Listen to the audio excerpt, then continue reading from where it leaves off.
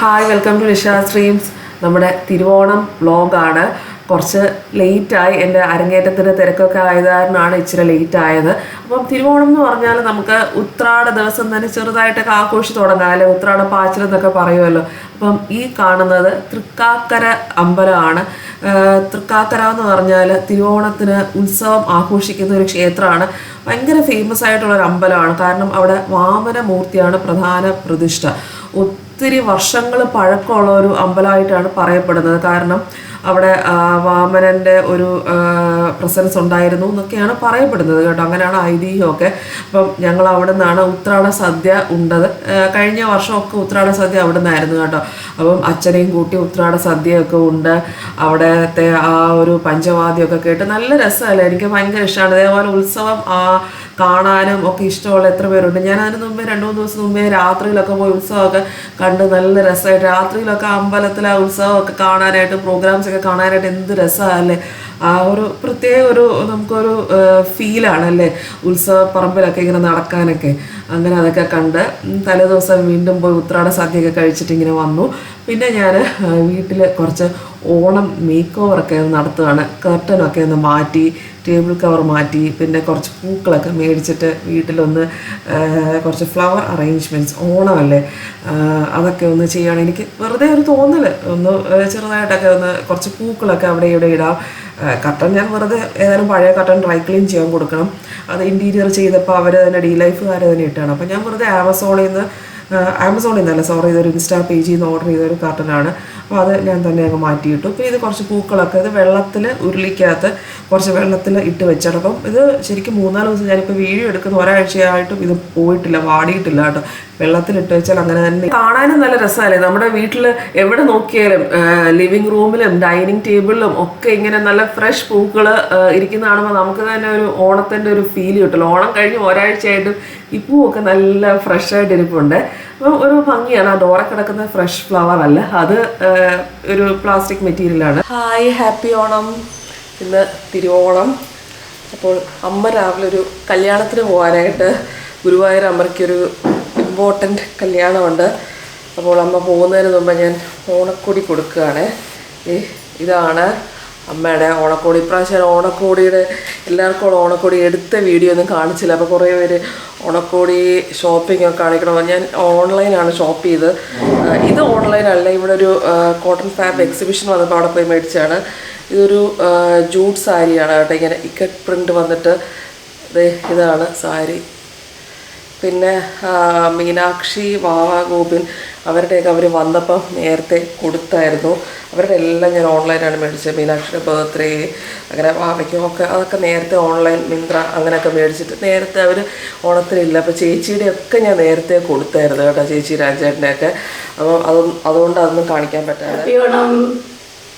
അമ്മ പുരിയണ്ട, വേറെ ഒന്നും അത് കാണാനല്ലേ. ഹാപ്പി ഓണം. അമ്മ കല്യാണത്തിന് ഇന്ന് തിരുവോണമായിക്കൊണ്ട് ഗുരുവായൂരപ്പനെ കാണാനുള്ള ഒരു ചാൻസ് കിട്ടി. അത് ഞാൻ നഷ്ടപ്പെടുത്താതെ പോവുകയാണ്. അപ്പോൾ പോകുന്നതിന് എനിക്ക് ചെറിയ വിരോധമൊക്കെ ഉണ്ട്. അങ്ങനെയല്ല, ഒരു റിലേഷനെക്കാട്ടിലും വളരെ ക്ലോസ് ആയിട്ടുള്ള ഒരാൾക്കാരാണ്. പിന്നെ ഗുരുവായൂരപ്പനെ തിരുവോണത്തിനൊന്ന് കാണുക. സാരി കൊള്ളാം. ആണോ? പിന്നെ പോയിട്ടെ. Okay, by.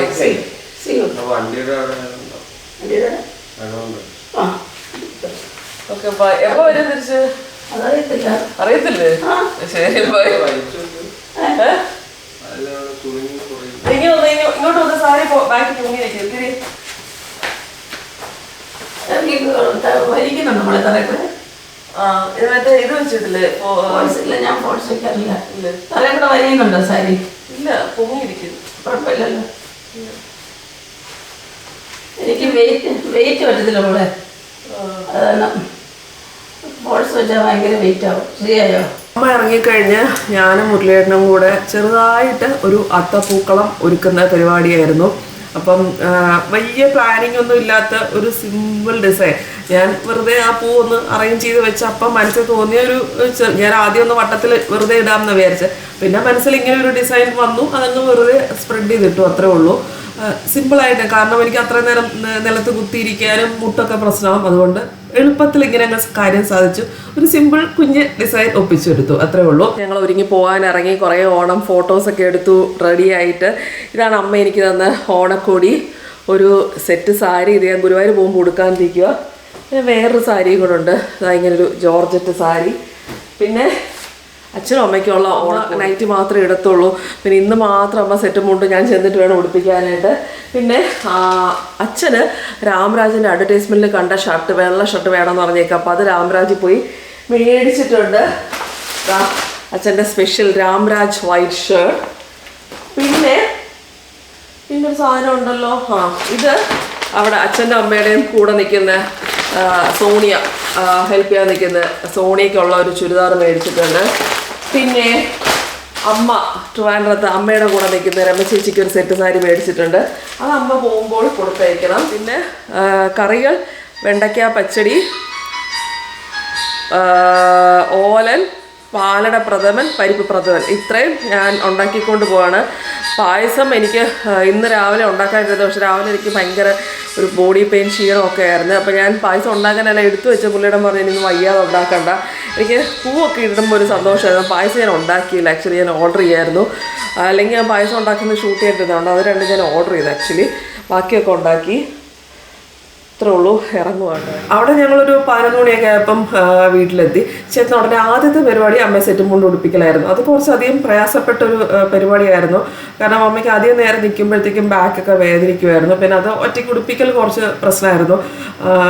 അതെന്നാലും ഉടുത്തു കഴിഞ്ഞപ്പോൾ അമ്മയ്ക്ക് നല്ല ഭംഗിയായിട്ട് എനിക്ക് തോന്നി കേട്ടോ. എനിക്ക് ഒരു നല്ല ഫീലുണ്ട്. അമ്മ ഉടുപ്പിച്ച് കഴിഞ്ഞപ്പോഴത്തേക്കും അമ്മ നല്ല ഭംഗിയായിട്ട് എനിക്ക് തോന്നി. നന്നായിട്ട് ചേരുന്നുണ്ട്, അമ്മയ്ക്ക് സെറ്റും കൊണ്ട് നന്നായിട്ട് ചേരും. അങ്ങനെ നല്ല ഭംഗിയായിട്ട് അമ്മ വന്നു. അമ്മയെ മുടിയൊക്കെ കെട്ടിക്കൊടുത്ത് നല്ല സുന്ദരിയാക്കി എടുത്തു.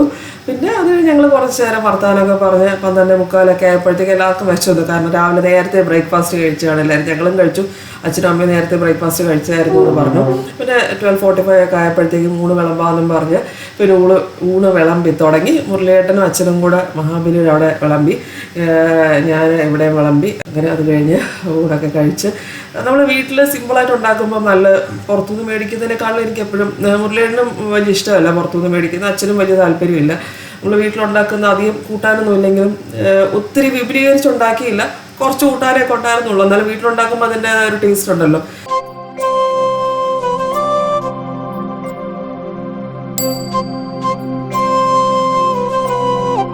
2 മണിയൊക്കെ ആയപ്പോഴത്തേക്കും ഞങ്ങളൊന്ന് ഇറങ്ങി. ഓണസദ്യയൊക്കെ കഴിഞ്ഞ് തിരിച്ച് വീട്ടിലെത്തി. ടൈം ഇപ്പോൾ കൃത്യം 2:45. എല്ലാവരുടെയും ഓണ ആഘോഷങ്ങൾ അല്ലെങ്കിൽ ഓണം ഒക്കെ നന്നായിട്ട് പോയി എന്ന് പ്രതീക്ഷിക്കുന്നു.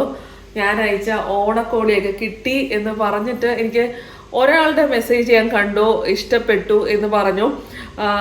പിന്നെ 4ാമത്തെ ആളുടെ അഡ്രസ്സ് കിട്ടി, പക്ഷേ ഫോൺ നമ്പർ ഇല്ലായിരുന്നു. പിന്നെ അപ്പം പോസ്റ്റ് ബോക്സ് നമ്പറും ഫോൺ നമ്പറും ഒരു പ്രശ്നം വന്നു. അപ്പം എനിക്ക് അയക്കാൻ പറ്റിയില്ല. അങ്ങനെ അതിനൊരു പ്രശ്നം വന്നു. പിന്നെ 5ാമത്തെ ആള് അഡ്രസ്സ് അയച്ചു തന്നത് കുറച്ച് ഡിലേ വന്നു. പിന്നെ അഡ്രസ്സ് അയച്ചു തന്നപ്പോൾ ഫോൺ നമ്പർ വെച്ചില്ല. അങ്ങനെ അതും ലേറ്റായി അയക്കാനായിട്ട്. ഇതുവരെ 5ാമത്തെ ആൾക്ക് അയക്കാൻ പറ്റില്ല. പിന്നെ 4ാമത്തത് അയച്ചു. അങ്ങനെ 4 പേർക്ക് ഓൾറെഡി ഓണക്കോടി അയച്ചു കഴിഞ്ഞായിരുന്നു. ഓണത്തിന് മുമ്പേ സക്സസ്ഫുൾ ആയിട്ട് നമുക്ക് 4 പേർക്ക് ഓണക്കോടി അയച്ചു കൊടുക്കാൻ പറ്റി. അതിന് ഒരു എന്താ വെച്ചാൽ ചാരിതാർത്ഥ്യം, കൃതാർത്ഥ്യം, വോട്ടെവർ, ഒരു സന്തോഷം എനിക്കുണ്ട്. അപ്പം അവർ ഓണക്കോടി ഇടുമോ ഇല്ലയോ എന്ന് പറഞ്ഞില്ല, അത് എന്തായാലും അത് അവരുടെ ഇഷ്ടം. പക്ഷെ എനിക്ക് അയച്ചു കൊടുക്കാൻ പറ്റിയതിൽ എനിക്കൊരു സന്തോഷം. ഒരാൾക്ക് മാത്രമാണ് അയച്ചു കൊടുക്കാൻ പറ്റാതിരുന്നത്, അഡ്രസ്സ് അവർ തന്നില്ല.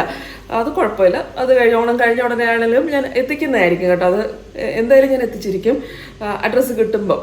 പിന്നെ ഇപ്രാവശ്യം ഓണത്തിനധികം ഞാൻ, മുരളിയേട്ടൻ, അച്ഛൻ, അമ്മ, പിന്നെ നന്ദു എൻ്റെ കൂടെ, അപ്പം ഈ ഇത്രയും പേരടങ്ങുന്ന ഒരു കുഞ്ഞോണമായിരുന്നു. വീട്ടിൽ തന്നെ കൂട്ടാനുകളും ഒക്കെ ഉണ്ടാക്കി.